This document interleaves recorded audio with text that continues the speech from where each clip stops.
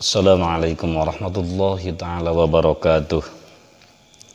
Bismillah, alhamdulillah, wassalatu wassalamu ala rasulillah Sayyidina Muhammad ibn Abdillah. Asyhadu an la ilaha illallah wahdahu la syarikalah, wa asyhadu anna Muhammadan abduhu wa rasuluh alladzi la nabiyya ba'dah, amma ba'du. Puji dan syukur marilah kita panjatkan kehadirat Allah Subhanahu wa Ta'ala, salawat beserta salam semoga selalu senantiasa tercurah limpahkan kepada baginda alam junjungan kita Nabi besar Muhammad sallallahu alaihi wasallam, dan mudah-mudahan sampai juga kepada para keluarganya Nabi, kepada para sahabatnya Nabi, atba'un tabi'in, syuhada sholihin, dan mudah-mudahan sampai jualah kepada kita semua sebagai umatnya yang selalu senantiasa mengikuti jejak langkahnya. Mudah-mudahan kita semua fi dunya ila yaumil jaza mendapatkan syafaatul azmanya. Amin ya Allah ya rabbal alamin. Dalam pertemuan kali ini alhamdulillah saya akan menjawab beberapa pertanyaan dari hamba-hamba Allah yang ada dalam kolom komentar, termasuk seperti biasa yang masuk ke WA juga. Di sini banyak sekali, bahkan ada puluhan pertanyaan, di mana pertanyaannya pertanyaan serupa. Seperti biasanya, saya akan menjawab lewat video ini, yang dimana setiap malam Jumatnya saya akan menjawab pertanyaan yang paling banyak dipertanyakan. Yang mana diantaranya pertanyaannya adalah bagaimana cara mendidik anak, atau bagaimana cara menjadikan anak tersebut nurut terhadap orang tua. Itu yang jadi pertanyaannya, diantaranya seperti itu. Insya Allah di malam yang berbahagia ini dan di malam yang penuh dengan rahmat daripada Allah Subhanahu wa Ta'ala, saya akan mencoba menjawab dari beberapa pertanyaan tersebut. Anak adalah sebuah anugerah daripada Allah Subhanahu wa Ta'ala. Setiap suami dan istri mengidamkan atas lahirnya seorang anak, entah itu anak laki-laki ataupun anak perempuan. Bahkan ada di antara saudara-saudara kita yang menghabiskan uang banyak, yang berobat, bahkan sampai ada yang keluar negeri segala, berikhtiar dan berupaya agar kiranya Allah memberikan keturunan. Nah, bagi kita yang tidak menghabiskan uang banyak, berobat kemana-kemana untuk mempunyai seorang keturunan, alhamdulillah kita layaknya bersyukur terhadap Allah Subhanahu wa Ta'ala, karena hakikatnya anak itu adalah anugerah daripada Allah Subhanahu wa Ta'ala. Namun anak yang kita miliki atau anak kandung kita sendiri itu ibarat tanaman, di mana tanaman tersebut, andai kata tanaman tersebut kita rawat, kita jaga, kita pupuk, kita kasih obat agar terhindar dari berbagai macam hama yang menghambat pertumbuhan tanaman tersebut.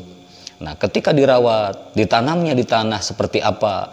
Apakah pH tanahnya itu sesuai dengan kriteria tanaman tersebut? Apakah keasaman tanahnya itu sesuai dengan kriteria tanaman tersebut? Maka ketika semuanya ditempuh, insya Allah tanaman yang kita tanam, mulai dari kita semai, akan sampailah terhadap satu hari di mana tanaman itu akan berbuah yang bisa menghasilkan. Begitu pula anak pun juga ketika tidak dirawat, ketika tidak dijauhkan dari berbagai macam hama yang menghambat kepertumbuhan si anak tersebut, di mana pertumbuhannya bukan masalah pertumbuhan fisik, tetapi pertumbuhannya di sini adalah pertumbuhan akhlakul karimahnya atau tabiatnya, di mana termasuk saya sendiri sebagai seorang bapak daripada anak-anak atau putri-putri saya, mengidamkan semua keturunan saya ini solih dan solihah, mau mendengar apa yang saya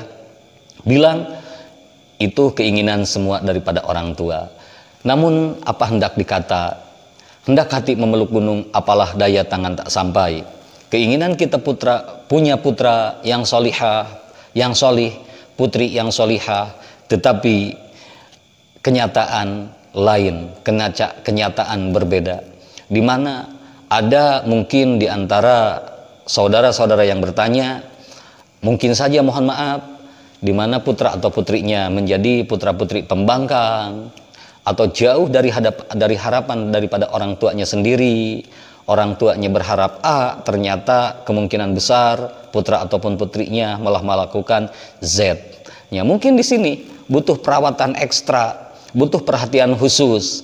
Selain daripada perhatian ekstra, perhatian khusus, memang ada beberapa metode untuk menjadikan putra-putri kita itu supaya nurut terhadap apa yang dikatakan atau keinginan orang tuanya. Kesimpulannya, banyak cara dan juga banyak jalan agar menjadikan putra-putri kita itu menjadi putra-putri yang solihah.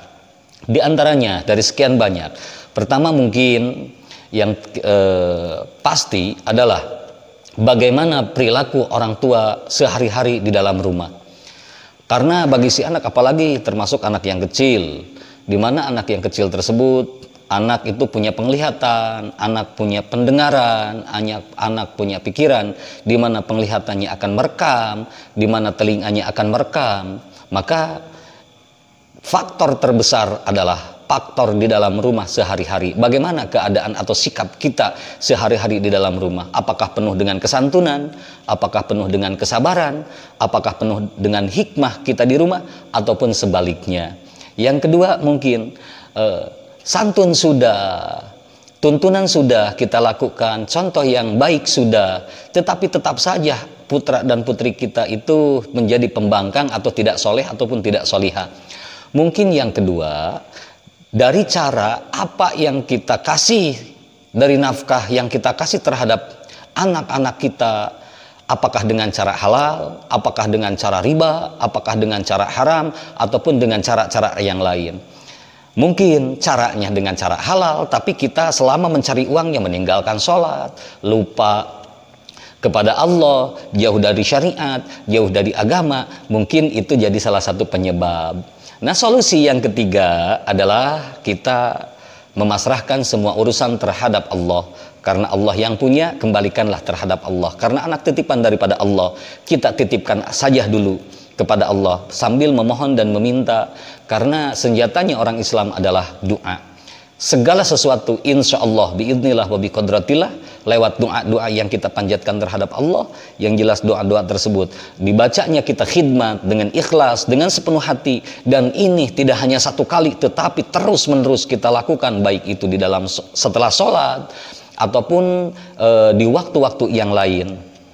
Di antaranya ada sebuah doa di mana ibu dan bapak atau bunda dan ayah harus membiasakan ini membaca doa, baik ibunya maupun bapaknya ini secara rutin, agar supaya putra ataupun putri kita itu dijadikan putra-putri yang solih ataupun solihah.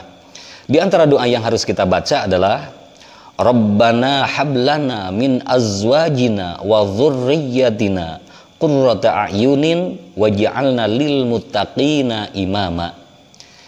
Ini kita baca beberapa kali, bolak-balik terus dibaca sampai memohon terhadap Allah Subhanahu wa taala agar kitanya Allah menjadikan istrinya atau suaminya, anaknya agar dijadikan putra-putri yang solihah. Karena saya yakin kekuatan doa itu melebihi daripada kekuatan apapun yang ada di muka bumi ini. Nah, setelah itu ada yang dianjurkan oleh Rasulullah SAW, yaitu membaca, pertama kita baca surat Al-Fatihah, yang kedua kita baca surat Al-Kursi, yang ketiga kita membaca Alam Nasrah atau Al-Insyirah, yang keempat kita membaca surat Toha ayat 1 sampai 5, yaitu Bismillahirrahmanirrahim. Toha ma anzalna 'alaikal qur'ana litasqa illa tadhkiratan liman yakhsha tanzilan mimman khalaqal arda was samawatil 'ula ar-rahmanu 'alal 'arsy istawa. Itu dibaca ke telinganya putra ataupun putri kita, baik dalam keadaan terjaga ataupun tersadar, ataupun putra putri kita dalam keadaan tidur. Boleh ini ke anak kecil, boleh ke anak remaja, boleh ke anak dewasa. Itu dibacakan ke telinganya, dan ini tidak satu kali, terus-terusan kita baca sambil berharap terhadap Allah. Ini salah satu bacaan doa atau ruqyah untuk menjadikan putra-putri kita ini dari bengal menjadi putra-putri penurut, mendengar apa kata orang tua, terus mau mengikuti keinginan orang tuanya. Nah, bukan hanya itu, ada doa lagi yang ketiganya, yaitu surat Asy-Syura ayat 19. Bismillahirrahmanirrahim. Allahu latifun bi'ibadihi yarzuqu man yasha'u wa huwal qawiyyul aziz. Ini juga sama, boleh kita bacakan ke si anak tersebut, apakah dalam keadaan terjaga ataupun putra-putri kita dalam keadaan tertidur.